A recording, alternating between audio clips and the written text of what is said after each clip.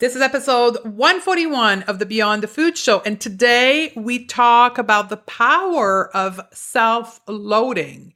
The episode is for all of you that think, I just need to be tougher on myself to change. If it's you, you want to stay tuned. My name is Stephanie Dodier, clinical nutritionist. I reversed my diagnosis of anxiety, depression, adrenal fatigue, and obesity by going beyond the food. I can tell you one thing, that willpower, discipline, and deprivation aren't the permanent solution to transforming your relationship to food. So how do you leave overeating, emotional eating, food craving, and binging behind you so you have the food freedom to achieve all of your goal and be happy now? As a top 25 alternative health podcast in the world, this is the Beyond the Food Show. I have created an audio training entitled How to Change Any Eating Habit, specifically the one that is sabotaging you. 3 strategies to create the consistency and confidence you need to change your eating habit without willpower or discipline. I did this in order to help women like yourself engage with food in a completely different perspective so that they stop craving, overeating, binging, and using food to feel better.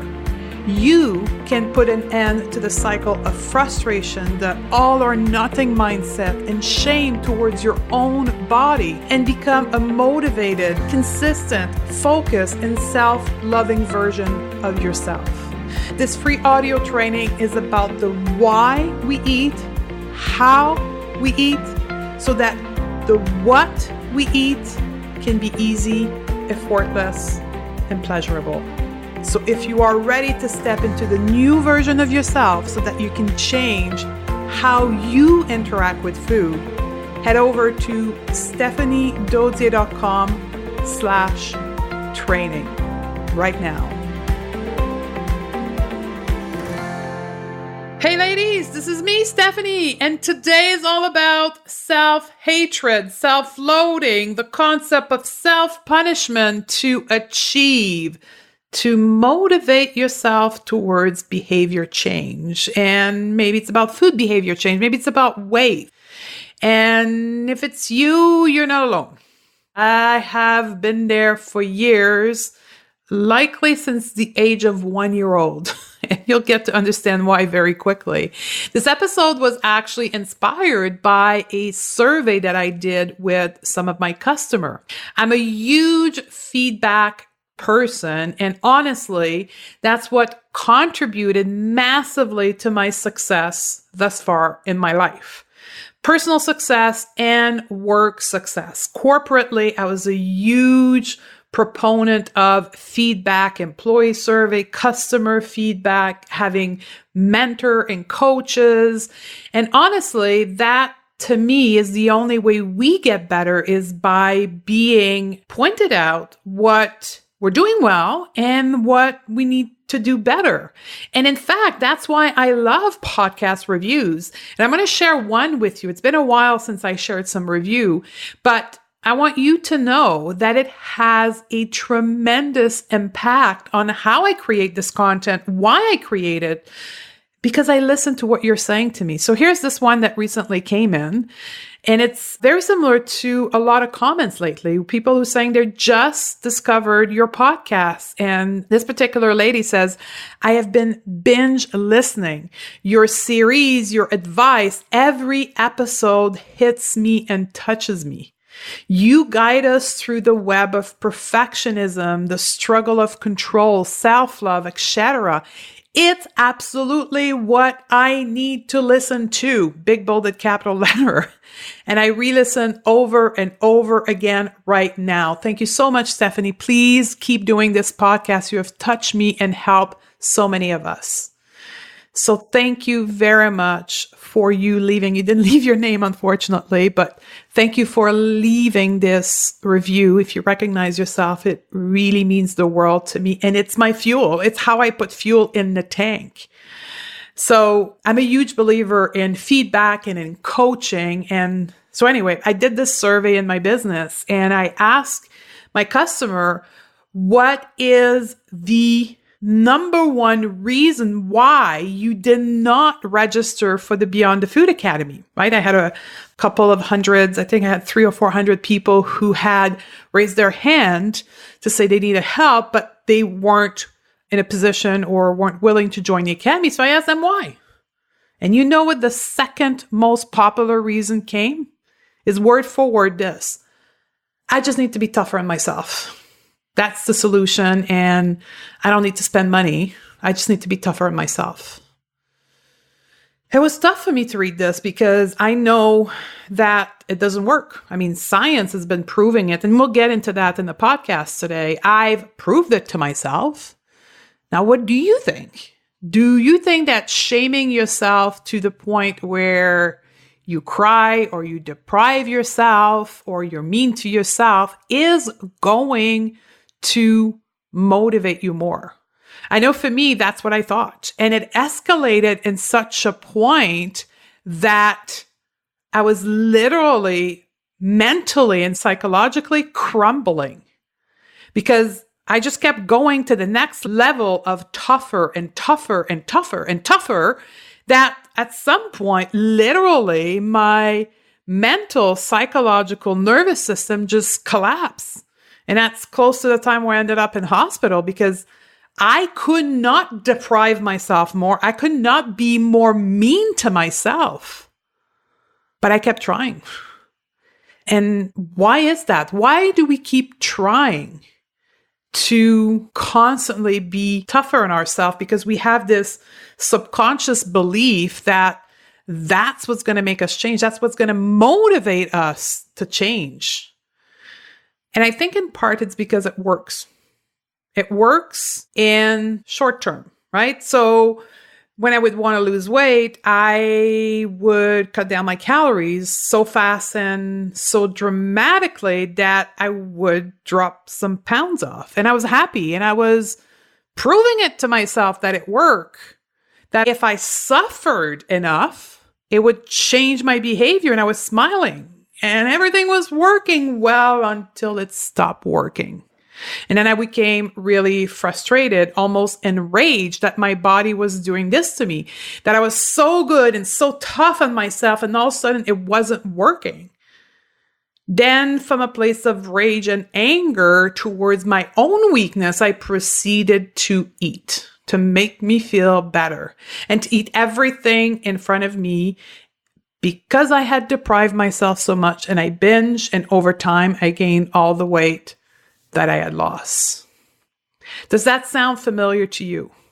If this is you or in part you, pay real good attention here. What we're going to talk about today will sound counterintuitive. It will feel wrong and almost feel like it's cuckoo, right?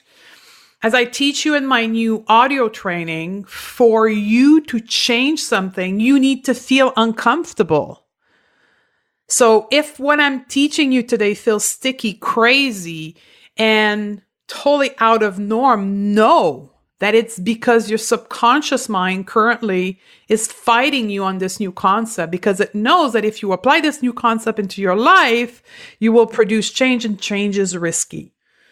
So if you want to do this with me, let's continue listening. So as I, again, teach all the time, my first principle to any intervention that I do in my work is education. I need you to know the why and the how. So we remove the whole I'm broken and I need to blame myself, because really you aren't. You just don't know what you don't know. So let's start from that perspective that you don't know what you don't know. Where does the belief of you needing to be harsh on yourself or to punish yourself comes from? Like, how did you learn this? Did you learn this from the people around you, from experience?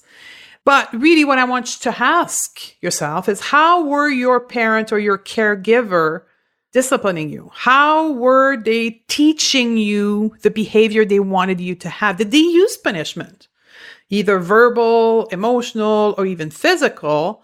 And did they use that as a form of motivator towards a behavior change that they wanted you as a child to do? Did they use shaming to motivate you to change or to adopt their belief? And as you got older, the whole belief beyond behavior became really important. And did they use shaming because they couldn't use physical punishment? Did they use shaming instead? Did they say things like, just do what I say and stop asking questions, just obey, you're just stupid, or call you other name? So likely that there's a form of that has happened when you were young, and that's where you learn the behavior of self-loathing, of self-punishment, of being harsh on yourself. But now that you're an adult, here's the real question. Did it work? Right? Did it work then? Did it got you feeling great about yourself and being motivated? Or did it got you to a place of fearing being punished and fearing being disciplined and fearing your caregiver and your parent? So to some degree, when you were little, it did work because you're really afraid. But does it work now as an adult? Did it work when you were a teenager and you were rebelling? They actually got them the opposite result that they were aiming for. And now, how's that doing for you? Is it giving you the result that you want? Is it making you feel awesome and happy and joyful about life? Is it a behavior management that is sustainable, that will produce what you're here on this planet for, which is to enjoy life? That's what you have to ask yourself. And no one else can do this work but for you to be honest with yourself. Now, let's take a side road here and look at what science says about punishment and self-loathing and harsh discipline. Because science is a huge part of what I teach all the time, and my students know that. Even with my work with emotion, I want to back it up with science. So when we look at the science of self-loathing, there's one particular author that I really love. And it's an author and a researcher in the realm of shaming. So if you've downloaded my new audio training, you heard me talk about Brené Brown. Maybe you know her. She wrote 4 New York Times bestseller. And here's what she says about self-loathing. Self-loathing and self-criticism don't drive courageous behavior. They keep us small and quiet. It does zero in driving change. Beating yourself up just leaves you beat up. It doesn't make you braver. In her study around self-loathing, she asked women if they were hard on themselves to drive behavior and when they were upset or did something they didn't like. 52% of the women in her research admitted to using self-loathing and being hard on themselves. 52%. And I venture to say that in this circle of people we are here listening to this podcast is way higher than that. Based on my student, it's typically 90% of my students who use self-loathing, judgment, shaming, and punishment in hope of behavior change.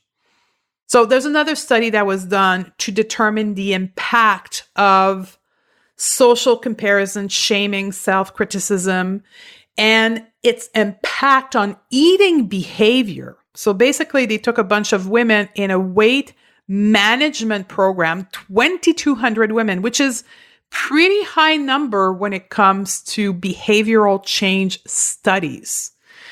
The data to that particular study is in the show notes, stephaniedodier/141 for my ladies that are left brain.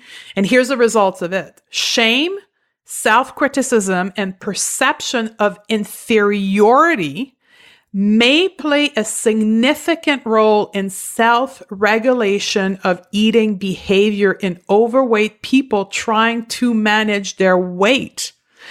What does that mean is that the shaming, the punishment, the self-criticism we impose to ourselves drives up the behavior of emotional eating.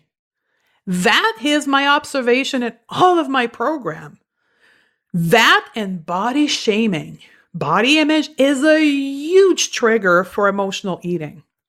But here's what the research says. On the other hand, the ability to reassure and soothe oneself may potentially protect against weight-related negative affectivity and difficulty in regulating eating behavior.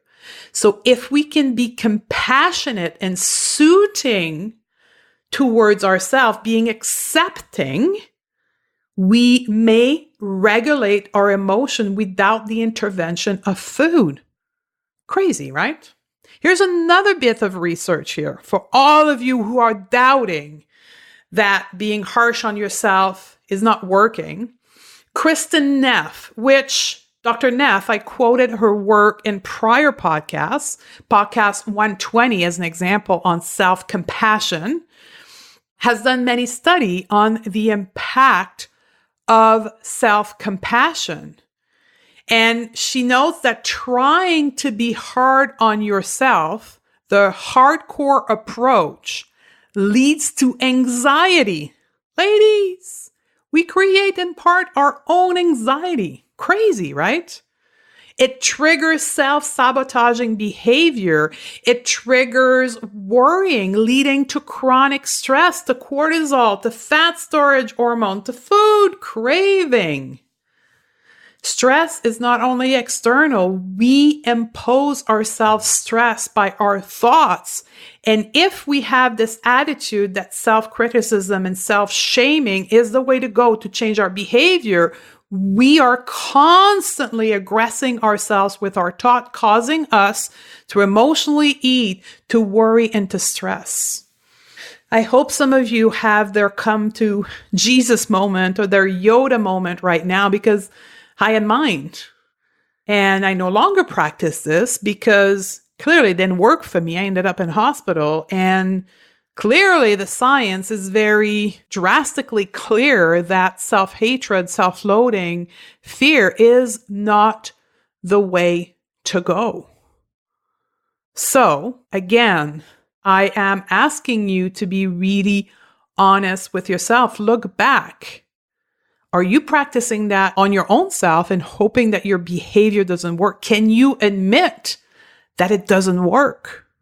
So if you can, the first step for you is actually to go and download the new audio training, because we talk about that right now. It's a 1 full hour of training. So absolutely urge you to go and get your free copy right now and answer and do all the exercise inside the audio training to come to another solution than self-punishment and self-loathing. So beyond what's in the audio training, what can we do? It's so simple, so easy, yet so difficult to accept. Motivation with positive thoughts instead of negative thoughts towards yourself. Positive reinforcement. Simple as that. Switching from harsh, negative reinforcement to positive reinforcement. Reinforcing the good behavior, celebrating your wins, being grateful for the right choices, the right action. Be present with that right choices. Be inquisitive as to what motivated you to make that right choice. Celebrate. Moms out there listening, isn't it what you're doing with your kids?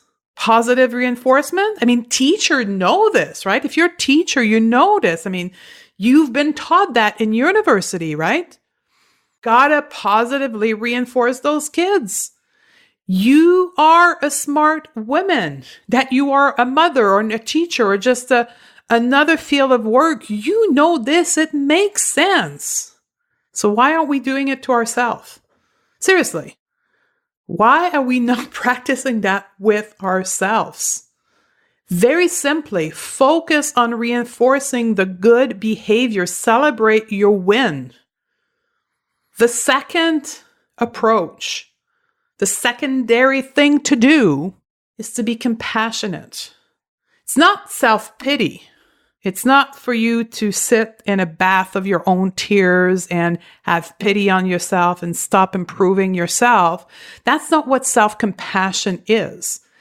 Self-compassion means being kind to ourselves instead of self-judging. Trying to understand, be inquisitive as to why you've made the quote-unquote bad choices and wish you did otherwise. Be kind with that choice, with you making that choice. Acknowledge that you are a human, and humans are not perfect all the time.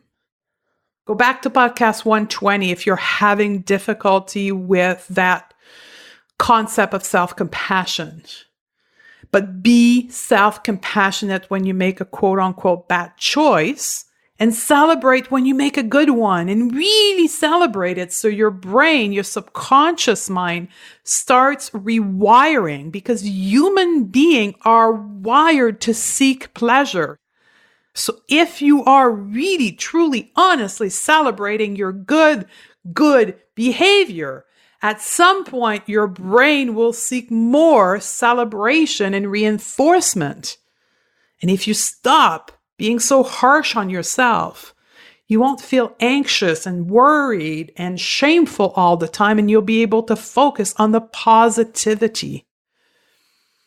So here's the key. Number one, and I'm going to repeat it again until you cannot hear it from me anymore, go and download the new audio training. I'm so proud of the work that we did with that and the content that's being taught. It's a 1-hour class of me being in your ear, teaching you new ways of looking at your mindset and your food behavior. So go ahead, download that. Second, start celebrating your win. Focus on the positive. If you cannot find self-compassion yet, at least listen to podcast 120 and start accepting that maybe that's a possibility, but at least focus on the positive and celebrate when you do things well. So there you have it, ladies. I hope I have given you at least a different perspective and maybe motivated you to change your behavior change management tool that you're currently using to move from self-loathing, punishment to celebrating your win and self-compassion. Remember to share this information with other ladies in your life that are in need of this information. Share this podcast directly from your listening device. Share the show notes. Send them an email.